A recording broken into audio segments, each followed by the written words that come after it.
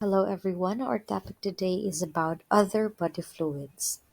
There are many body fluids, but in this lecture we are going to discuss first the CSF or the cerebrospinal fluid. Question: Is CSF a major body fluid? Yes or no? Yes, the CSF is a major body fluid. In fact, according to books, the CSF is the third major body fluid. Now let us explore the CSF. Our body has a central nervous system or CNS, which is composed of the brain and the spinal cord.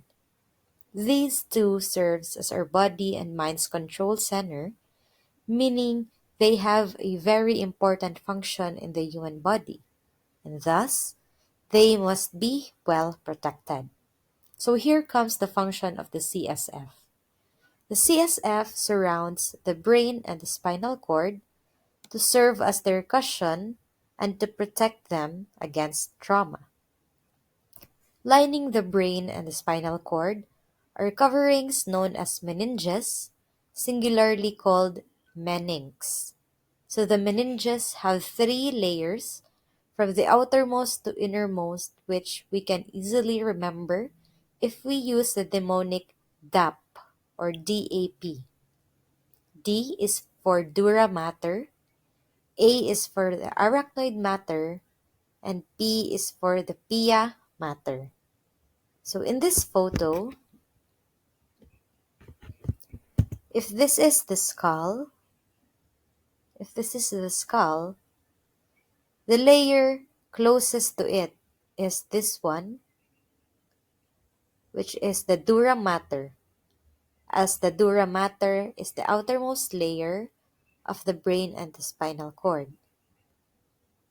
Below the outermost dura mater is the arachnoid matter located in the inner membrane. So the term arachno pertains to spiders. So if you would notice in this picture, this one, the arachnoid matter looks like there are spider webs. Thus the term arachnoid. So below the arachnoid, in this area, below the arachnoid is a space which we call as the subarachnoid space. So here, in between these spider web-like structures, is a space. And this space is where the CSF flows. So below the subarachnoid space is the pia mater, which is the innermost layer. So it is the innermost. It is closest to the brain and the spinal cord. So again, the dura mater is the outer layer closest to the skull, while pia mater is the innermost layer closest to the brain. In between the dura mater and the pia mater, we have the arachnoid mater, which is a spider web-like structure. And below the arachnoid mater is the subarachnoid mater, where the CSF flows. Okay?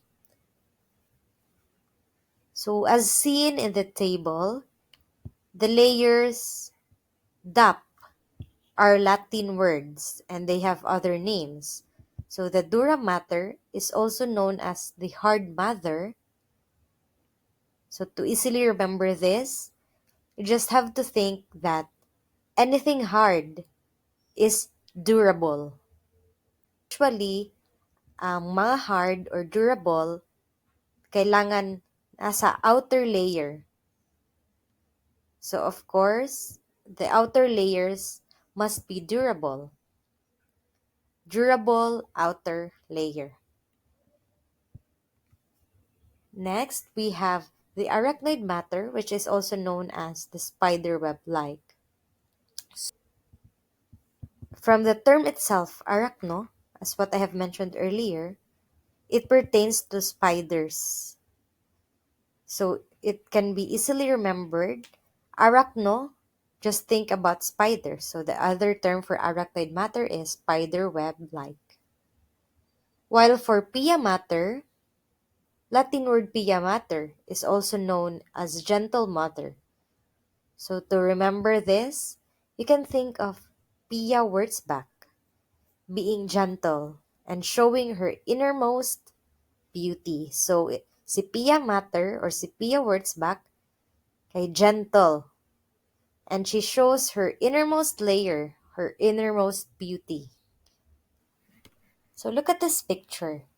The very first layer of your head is the hair. Then we have the skin, and then the fats, and then the connective tissues, the aponeurosis and the perosteo, followed by the skull, and then the meninges, the dura mater, arachnoid mater, and the pia mater, and then finally the brain and the spinal cord. So remember again that below the arachnoid mater is the subarachnoid space. And also remember or take note that the subarachnoid space is not a layer because it is just a space where the CSF flows. So moving on, aside from these important layers, we also have the choroid plexus. So the first word starts with letter C and the second word starts with letter P. So CP. As for the function, it also starts with C and P.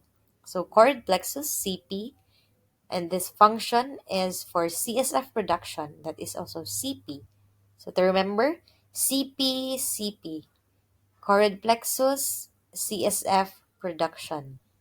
If there is CSF production, there's also CSF reabsorption, and that is the function of the arachnoid granulations or the arachnoid villi.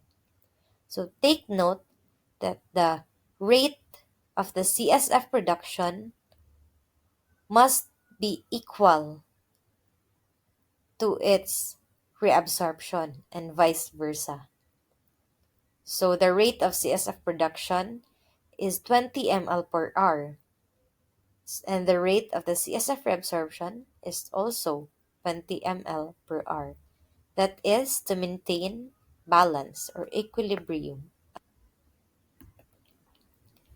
So in this photo, this one, the red color, that is the choroid plexus. So in this photo, we have choroid plexus here, CSF production here, here also CSF production here, and this one.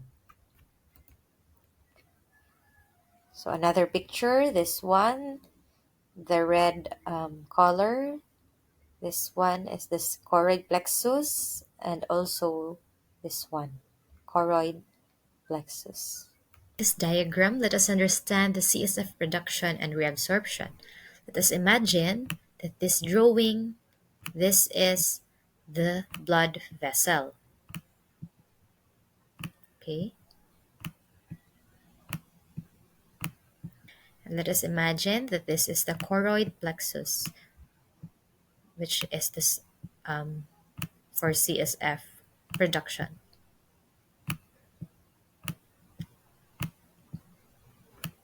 Okay. So in the blood vessel, there are endothelial cells that lines the vessel. So suppose these are the endothelial cells. And in between the endothelial cells, or in between cells, are spaces. So spaces, spaces, spaces, spaces, spaces, and spaces. The same goes for the choroid plexus. So in the choroid plexus, there are also cells that line the choroid plexus, and in between these cells are also spaces, spaces, spaces, spaces. Okay. Question. What difference can you observe between the two vessels? So you look at it carefully. And what do you observe? Correct. So the spaces in between cells In the blood vessel, the spaces here are wider, while in the choroid plexus, the spaces are tighter. Because of these tight spaces in the choroid plexus, we could say that there will be a selective filtration of the plasma, meaning in the choroid plexus, not all cells and chemicals in the blood can enter the CSF because, again, the spaces are tight, leaving no or little to no space for the cells in the blood to enter. So, for example, the blood has a protein. Let's say the major protein, that is the albumin. Okay, let's say that's the albumin. So the conventional unit would be the grams per dl.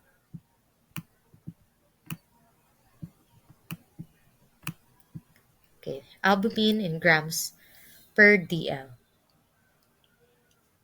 So the question here is, if there's an albumin circulating in the blood vessel, do we also have albumin in the CSF?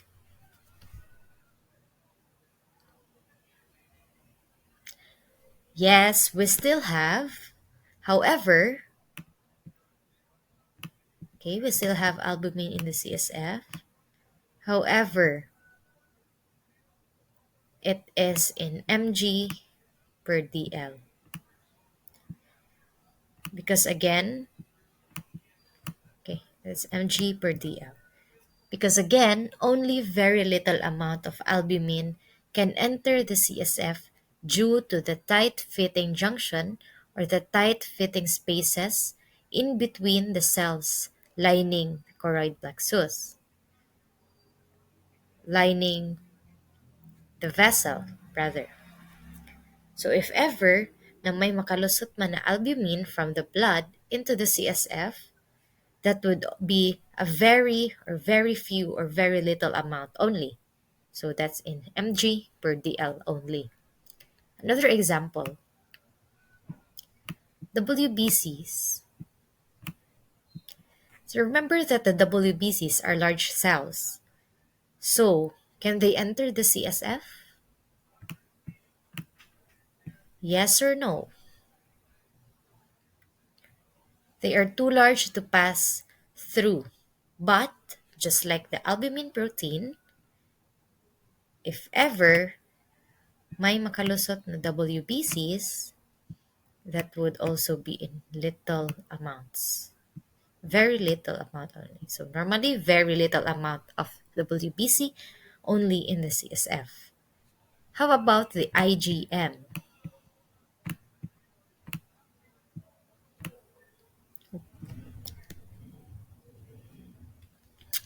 So ma'am, di ba yung IgM is a pentamer, which means that it is big and it is heavy. Can it enter the CSF? Can IgM enter the CSF? Yes or no?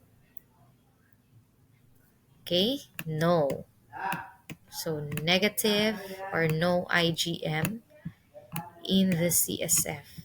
Because again, the IgM, immunoglobulin, it is very big or very large. It is big or large enough to pass through. Therefore, IgM is normally absent in the CSF. So, in conclusion, not all cells and chemicals in the blood can enter the CSF. That means that there is a selective filtration of the plasma. Okay, so now let's say that CSF has been formed. So again, diba? Choroid plexus, CSF. Let's say that CSF has been formed by the choroid plexus. Let's say that this is our CSF.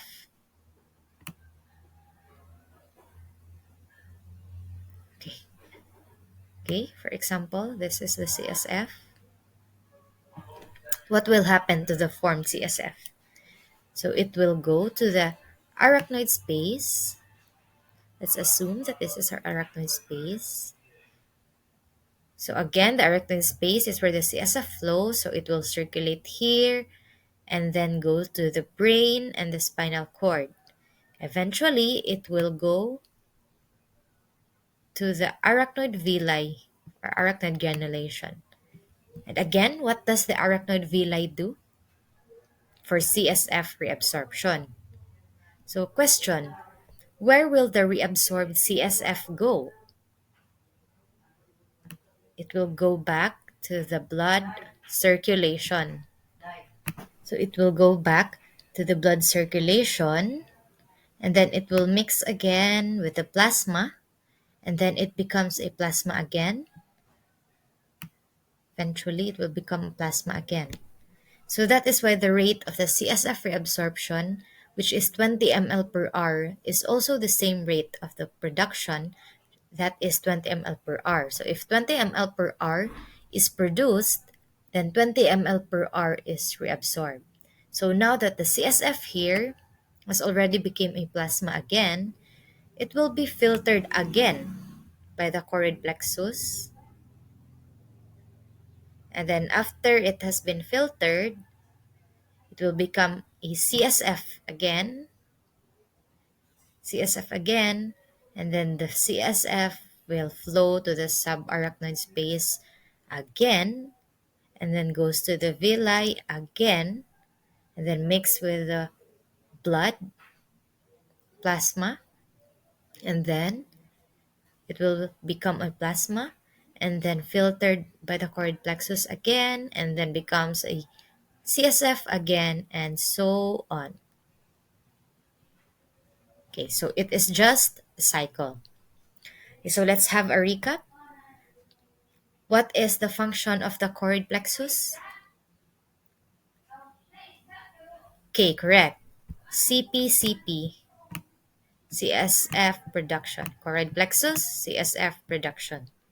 How about the arachnoid villi? Correct. CSF reabsorption. What is the production and reabsorption rate? Correct. 20 ml per hour. What is the space where the CSF flows? Subarachnoid space. Okay, more that you need to learn, and that is the blood-brain barrier, or the BBB. BBB. Okay, that's BBB. So what is the BBB? The BBB, or the blood-brain barrier, is a barrier that protects the brain from chemicals and other substances circulating in the blood that can harm the brain tissue. So in this picture, the blood-brain barrier here is this one and this one. Okay? Since they are tight-fitting, as what I have mentioned previously, they are tight-fitting, they do not allow any chemicals from the blood to just enter or just easily pass through the CSF.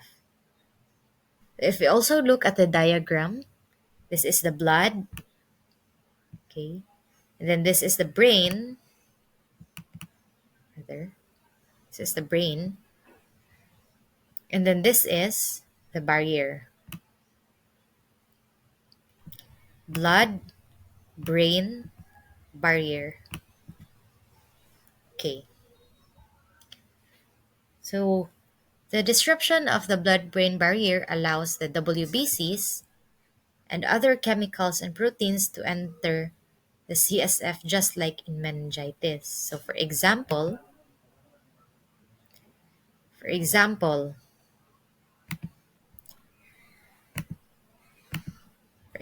this is the blood vessel and then the CSF, choroid plexus. So this, for example, the spaces here, instead of being tight, they are broken or they are damaged. So now the spaces will be very wide. Okay.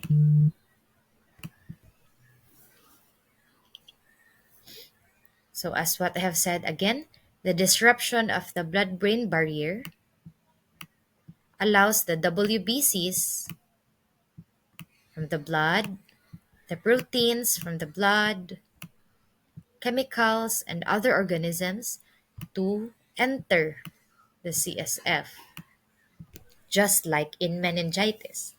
For example, one causative agent of meningitis, the Neisseria meningitidis, this let's say this is the Neisseria meningitidis. This bacteria is a gram-negative diplococci and it has a capsule, so which means it can resist phagocytosis. Kasi nga, may capsule, may armor. So, therefore, it cannot be killed by the WBCs in the blood. Therefore, it can survive in the blood. Then this bacteria, let's say your blood has this bacteria. This bacteria has a virulence factor. It has virulence factors that can damage your BBB. So now, ganito na nangyari sa BBB mo. The spaces are wider because the tight-fitting spaces have been destroyed by the organism or the bacteria. Okay? So, meaning this bacteria can now freely enter your CSF as well as the WBCs can now freely enter the CSF. The IgM can now freely enter the CSF. Anything in the blood can now enter the CSF because there's no more blood-brain barrier to serve as a gate, no, between the blood and the CSF. Okay? So since the bacteria has now entered the CSF, it's now here. It can now go to the brain and it can cause the meningitis or encephalitis. So in conclusion, whenever the blood-brain barrier is damaged, whenever this one is damaged, the blood-brain barrier is damaged, more proteins, more WBCs, other organisms, more IgMs can enter the CSF because the tight-fitting spaces are no longer tight. Okay? So here is a better picture. Again, remember the rate of CSF reduction is 20 ml per hour and it must be equal to the rate of reabsorption that is also 20 ml per hour. Let's move on to specimen collection and handling. So the name of the procedure where CSF is removed from the lumbar vertebra is lumbar puncture. So for adults, the lumbar puncture is done between the third and the fourth lumbar vertebra, while for neonates, it is done between the fourth and the fifth lumbar vertebra.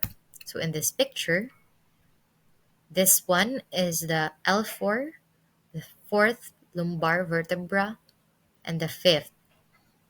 Okay, so this one, and in between, the needle is inserted so that the CSF can be collected. Okay, this one. So the volume of CSF that can be removed is based on the volume available in the patient. So although this procedure is not that complicated according to books, it does require precautions. So it includes measurement of intracranial pressure and careful technique to prevent infection or neural tissue damage. Okay? So the opening pressure of the CSF is measured when the needle first enters the subarachnoid space. When the needle first enters the subarachnoid space. Elevated pressure requires fluid to be withdrawn slowly with careful monitoring of the pressure and may prevent collection of a large volume. So, um, if the CSF pressure is normal, that is 50 to 180 mmHg, the volume of CSF that can be collected using a manometer is up to 20 ml. But, take note, if CSF pressure is low or if CSF pressure is high, only 1 to 2 ml of CSF can be removed. Again, so in withdrawing CSF, the specimens are collected in three sterile tubes. So they are labeled as 1, tube 1, 2, tube 2, and 3 for tube 3 in the order in which they are withdrawn. So tube 1 is used for clinical chemistry or clean chem and serologic tests.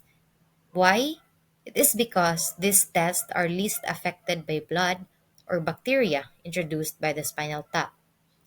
Tube 2 is used usually for microbiology. It is to exclude skin contamination, while tube 3 is usually for cell count in hematology because it is the least likely to contain cells introduced by the spinal tap procedure. So, a fourth tube may be drawn also for microbiology or serology for additional tests. No, so the fourth tube it can be used for microbiology as it can better exclude skin contamination. So if ever you're going to check for cellular contamination by puncture, you can perform cell counts on tubes 1 and 4. And if there are leftover supernatant fluid, they can also be used for additional chemical or serologic tests. Question: what will you do if you have an excess CSF?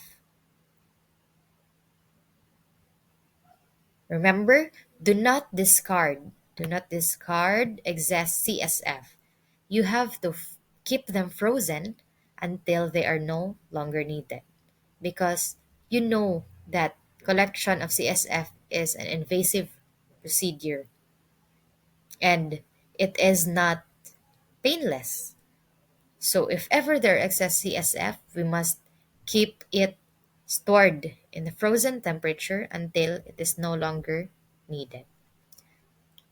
So for tube 1, it must be kept at freezing temperature. For tube 2 for micro, it must be in room temp, while for tube 3 in HEMA, it must be kept at refrigeration temperature. And the tube 4, since it is for micro or serology, it can be stored depending on what test you are going to perform.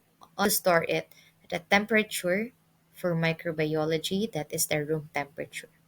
And if you're going to use it for serology, then it should be at frozen temperature. What if only one CSF tube was collected?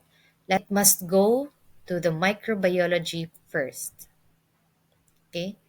First, microbiology, next, hematology, and then last, chemistry or serology test. So our mnemonics for that is MHC. Again, if only one CSF tube is collected, MHC.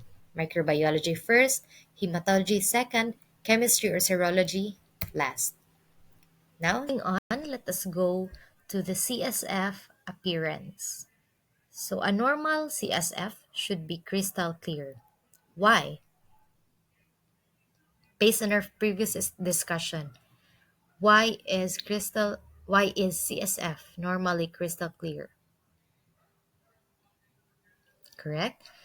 Because there is very little amount of substances in the CSF. So, yung CSF is halos walang laman because of the selective filtration of the blood-brain barrier. So normally, the CSF must be crystal clear. What if the CSF appears cloudy, hazy, turbid, or milky? So it could be due to first increased RBCs, that's greater than 400 per UL of RBCs, or it could also be because of increased WBCs, that is greater than 200 per UL,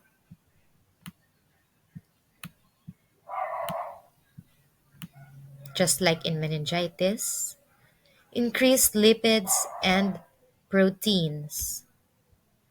So the increased proteins, it could be an indication that there's disorders that affects the blood-brain barrier, or there could be IgG production within the CNS. So the IgG production within the CNS could indicate a localized abnormal immune response. So it is important that the synthesis of these IgG in the CNS is identified,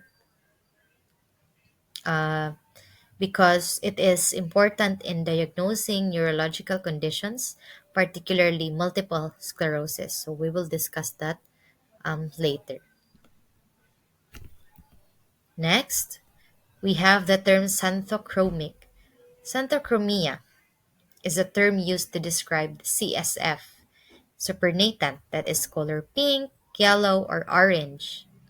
Okay, so actually, the xanthochromic is just another term or a pinagandang term for hemolyzed supernatant.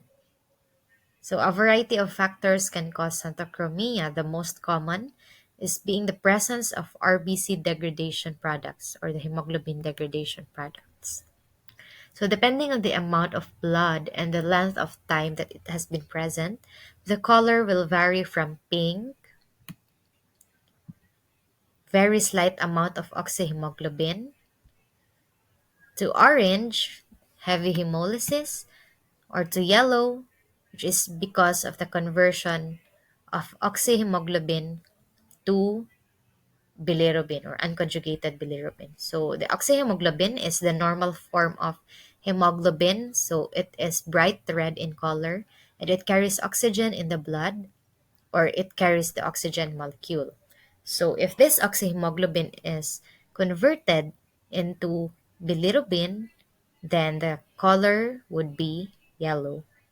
Other causes of xanthochromia could include elevated um, serum bilirubin, is what I've mentioned, presence of the carotene pigment, marked increased protein concentrations, and the melanoma pigment. Okay, so other causes, again, carotene, melanin, protein, and rifampin. Next, we have the oily appearance of CSF. So usually, it is caused by the radiographic contrast media. So what is radiographic contrast media? These are substances used in imaging techniques such as in X-rays or CT scans. So contamination of CSF with contrast media could occur if the contrast agent accidentally leaks into the CSF space. So this might happen during certain diagnostic or therapeutic procedures, such as the lumbar puncture, or in cases where a contrast-enhanced imaging study is performed. So if the contrast media enters the CSF, it can be detected in the CSF samples, which sometimes can lead to misleading results or complications if not correctly interpreted. Next, we have clotted CSF and pellicle CSF. So, it could be because of the presence of proteins. Again, proteins could mean disorders affecting the blood brain barrier. And it could also be due to clotting factors, which can be caused by traumatic tap. Okay, so traumatic tap can cause clotted CSF, or tubercular meningitis. So take note of this. Oops. Tubercular meningitis, pellicle appearance in CSF.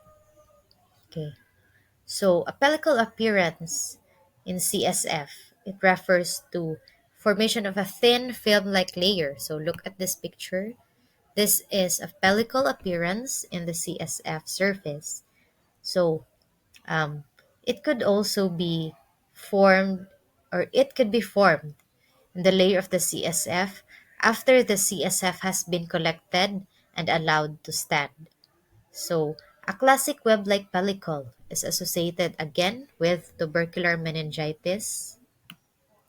Remember, again, pellicle, tubercular meningitis, and can be seen after overnight refrigeration of the fluid. So, um, other other conditions where the CSF is clotted could be meningitis, Frowen syndrome, or blockage of CSF circulation. Okay, so clotted could be also because of meningitis, the Frowen syndrome. It's Froin syndrome, or blockage of CSF circulation.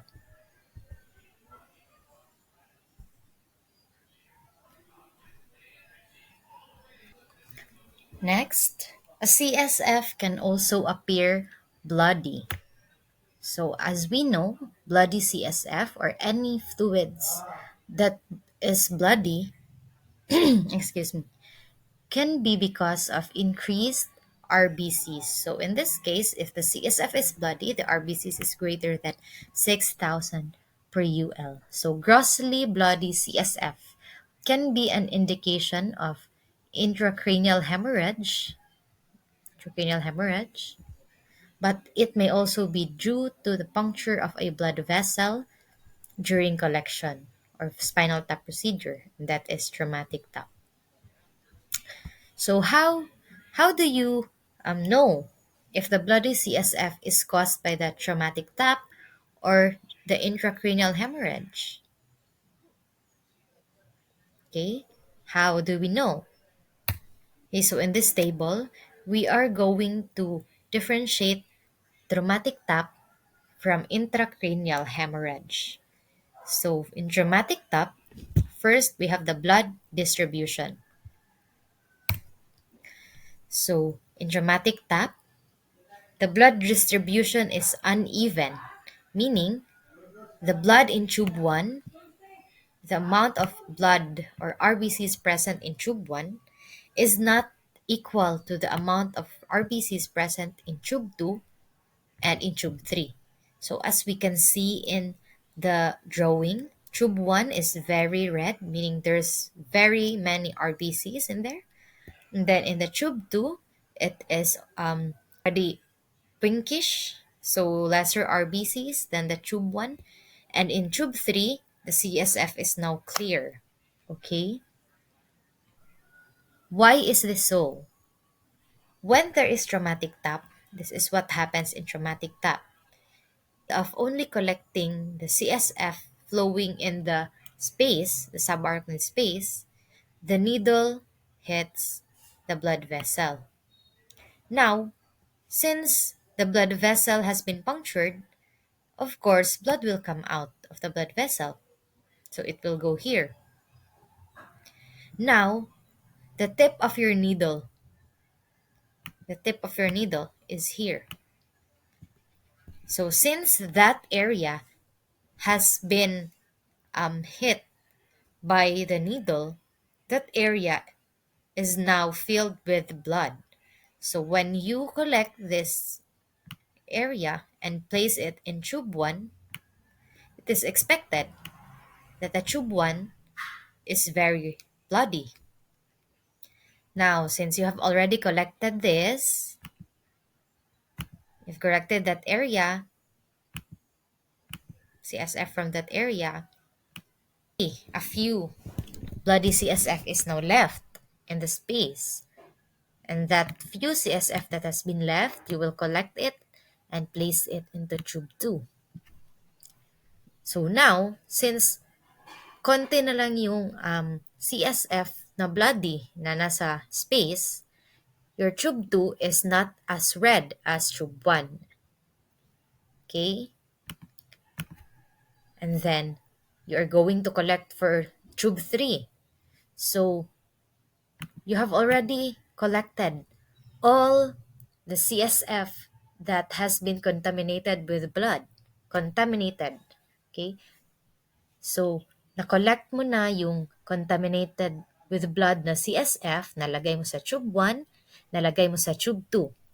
So now, masyadong CSF na contaminated with blood sa space. That's why in tube 3, when you collect CSF for tube 3, since naubos mo na, na-collect mo na lahat ng bloody CSF sa tube 1 and 2, your tube 3 is now clear. Okay? That's why in traumatic tap, the blood distribution in the 3 tubes is uneven. How about in intracranial hemorrhage? So in intracranial hemorrhage, tube 1 is equal to tube 2 and tube 3. So there's even distribution in tube 1, in tube 2, and in tube 3. Why? Let's say this is your brain and you had an accident, so my internal bleeding. Now, the CSF that's flowing in the entire subarachnoid space is already bloody. Like in traumatic tap, now there's only an area that has been contaminated with blood.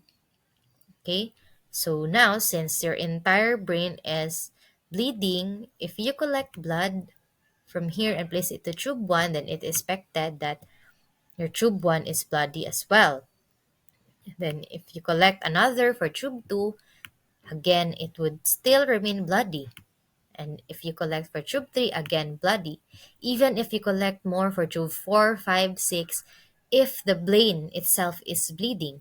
So the CSF that you are gonna collect, or the CSF that you will collect, will still appear bloody. And that is why in intracranial hemorrhage, there is even distribution of blood in the 3 tubes.